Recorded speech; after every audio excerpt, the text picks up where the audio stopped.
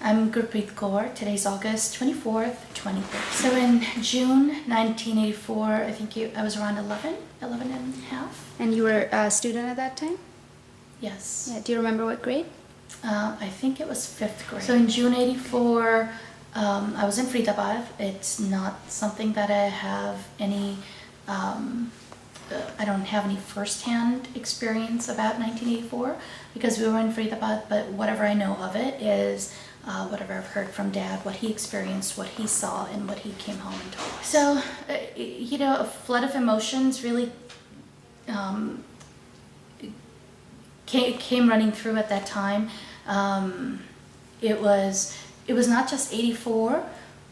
I don't know the details, I don't recall the details, but it was culmination of events that led up to 1984, right? It was everything politically that was happening.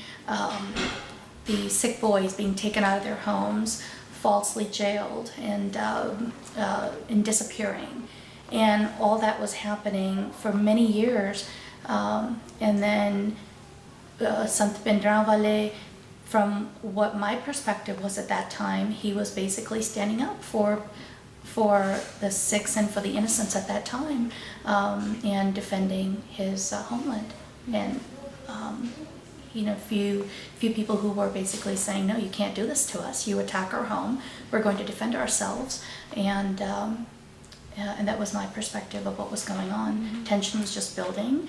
And then from what I remember, he was, the base was in Amritsar at the, I don't know at what point things shifted the focus shifted to Darbar Sahib, but next thing I recall is that he was there with his supporters, and then and it was a Sikh, a lot of Sikhs were going to the Gurdwara to pay homage and to do ardas, and it was a day. It was the most popular day to go to the Gurdwara. It was Shahidi Gurpurb, and so.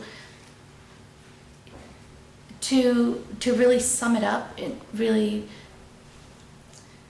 So what I think happened at that time, I mean, it just felt wrong. It felt like I didn't have any words to define my emotions at that time, but I know at that time it felt like human rights violations. It was not a matter of who's sitting at the opposite end with a gun and who's shooting at whom. It was a matter of why would the military just come in with tanks, with guns, and kill innocent men and women. And if these people were really terrorists and they were terrorizing the innocent, then there could have been a better way to approach that situation and gain control of it. And it really reflected on the Indian Army and the Indian government, the inability to really have any sense of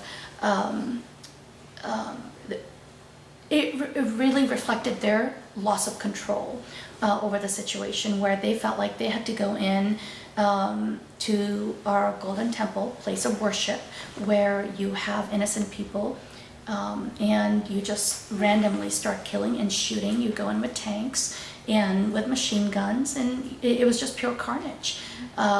So it makes you think, how can anything like this happen? And who would do something like this? And how can you justify, however someone tries to justify it, you can't.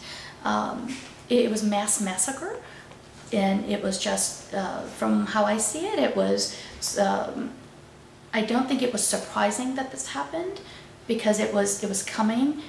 It seems like the plan of the bigger, to get rid of the Sikhs. Why else would you cut people off at their roots? Mm-hmm. Not anyone that I know of personally, other than just my dad, who, when he was a witness to a lot of the events that happened, our home in Amritsar is really in close proximity to the Darbar Sahib, about half a mile. The bird's eye view from our home, from the top, you can see part of the Darbar Sahib and the various gurdwaras, and you can look down and see parts of what's going on. Mm-hmm. So when Dad came home, he told stories about that from the Galian there were trucks were just filled with dead bodies, just piled on like garbage, and mass cremation of all the dead bodies that they were dragging out of the Gurdwara. And and it was basically truckloads right down our gully when the military was taking all the dead bodies out. So it was, I think how it affected my father is how it affected me, because I felt and I saw through his eyes. In November '84, Dad was in Gurgaon on a business trip, because he did business frequently between Amritsar and New Delhi, in Gurgaon. And I was in Faridabad with Mom and my brother, who was at the engineering college right across the street from us. And I remember I was in school. The news, it was announced at school that Indira Gandhi had been shot and that she had died. School was closed, half day, I think it was around noonish. We came home, and as soon as I got home, it was just a lot of unrest happening around the house, because people were shutting down all the shops. All the factory workers from our home had a lot of factories that are leased out, so all the factories were being shut down. Everyone was leaving. And then Mom said, let's go ahead and get some shopping done. We need to get some grocery shopping. So we were at the market, and at the market, the shops were shutting down, and the shopkeepers were saying, "Bhen ji, tusi itho chale jao, halat theek nahi hai, and tusi jaldi itho chalo." So I remember Mom just quickly gathering whatever we could from the shops that were open, and coming back home, and that was pretty much it. The days that followed, I think all I remember is everything after that just goes really dark in my memory. Everything is just like a big cloud that just, it's like a haze that just lowers on all of my memories since then. What I remember is, so we were at home, and the neighbors and some of the factory workers were bringing in the news that on the streets, just literally down the street from where we were, any recognizable Sikh on the streets was being beaten up by the mobs. They were being killed. They were taking the tires from their own vehicles and putting them around people and pouring gasoline on them, tying their hands and feet with their own pagdis and their chunnis, and men, women, and children. Yeah, so there's a few things that I remember. It was it was very painful to hear everything that was happening. It was shocking. It was unbelievable, and it just you just can't anticipate or even fathom that something like this could happen in your own home being in your own country, which you love so much. And it just in an instant created the intense dislike for the place where I was. And so on the news, we had the TV on when the electricity was there. On the news, I remember Rajiv Gandhi coming on national TV and saying "Hum khoon ka badla khoon se lenge," and the whole time the TV was focused on Indira Gandhi's funeral and Amitabh Bachchan with Rajiv Gandhi supporting him the whole time. And so there was nothing on the news about what was going on, but whatever we know is what the news was coming in from people who were witnessing what was going on the street. And so I drew a picture of when I was looking out on the veranda. There was smoke that I could see out on the street where they were saying these things were happening. All I remember are plumes of smoke, and just feeling feeling very helpless. I wasn't scared. I was naively not afraid, but I was very helpless. I wish I could do something. And my brother, who was in engineering college, we had a shotgun. So I saw him with a couple of his friends across from the YMC Engineering College, just kind of getting ready in the event that we were attacked. And so I faintly remember from the corner of my eye, remembering him putting everything together for self-defense and getting the shotgun ready. And then I think it was day 1 or day 2, I was looking out from the veranda, looking at, just looking to see. Basically, I felt like I was on guard, that I needed to know if someone was heading that way, then we would have a plan of action. I had no idea what that would be, but I just needed to be on guard. So I was just looking out looking over the veranda, and two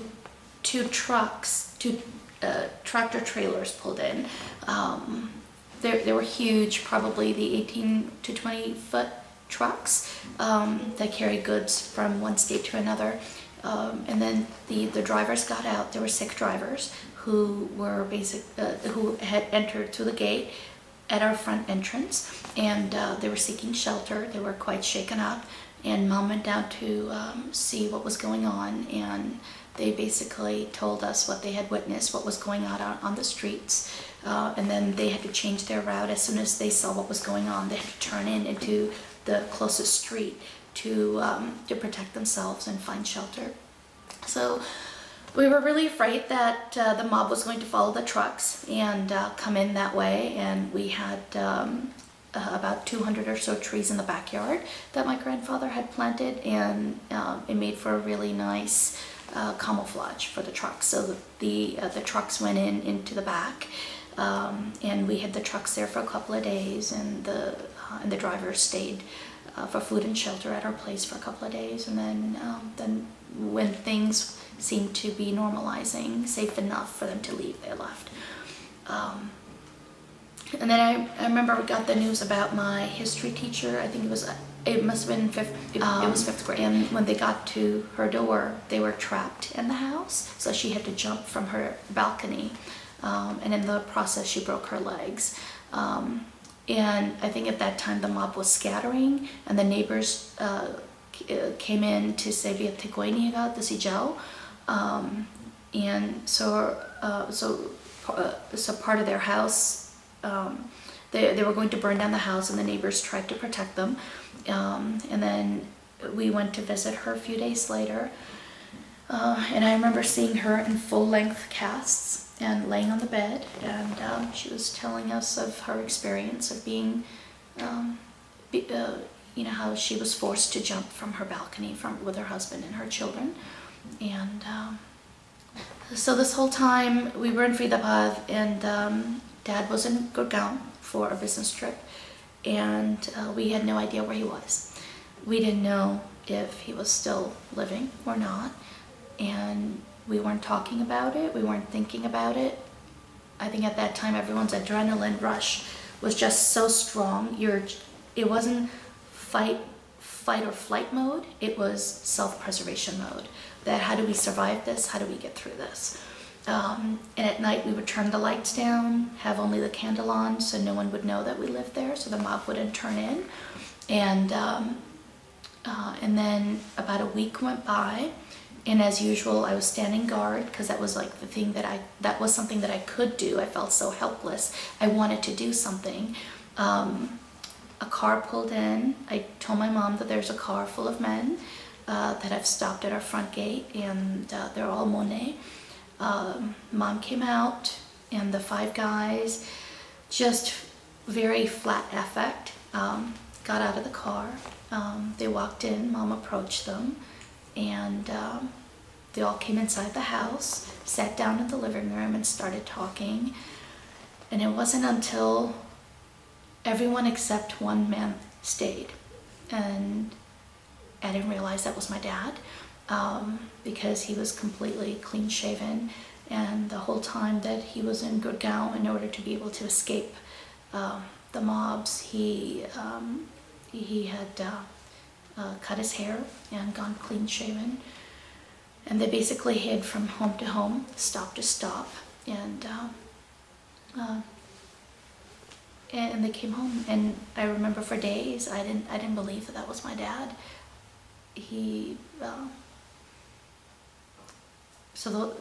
I don't think any of our lives have been the same. And the pain never goes away of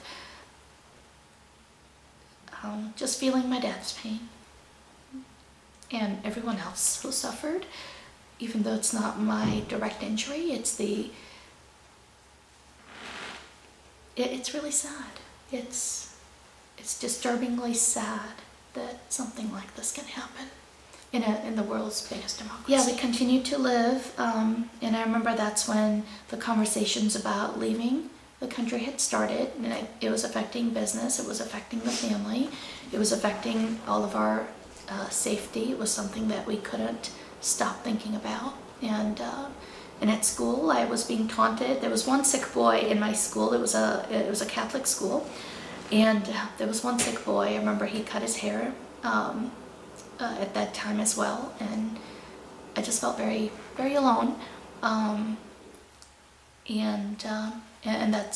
that's when Mom and Dad decided that it was time for us to leave for the sake of our future and our education.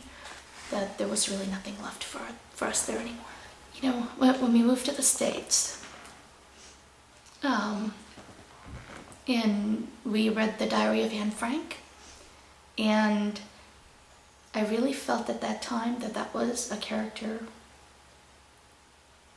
that she was a person that I could relate to.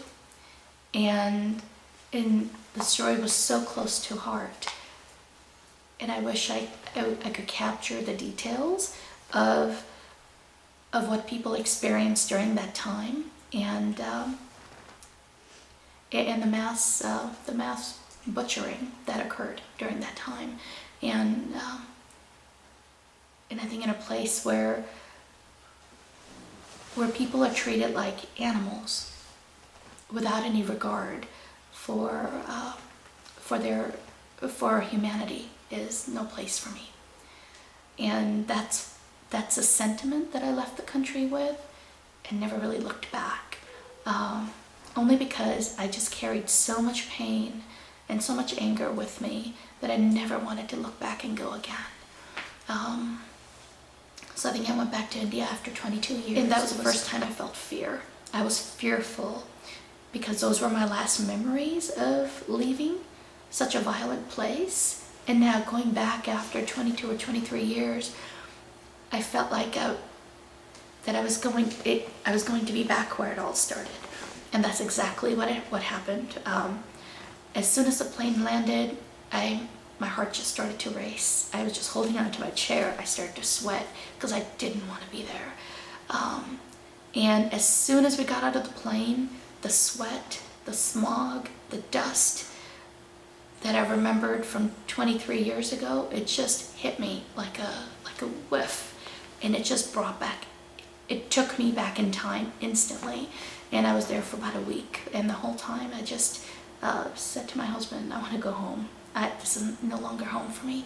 I have nothing left here to cherish or I want. And while everybody else wanted to shop and do other things, I had absolutely no interest in putting a single cent or a penny back into the place where we lost it all. Thank you, Gurpreet.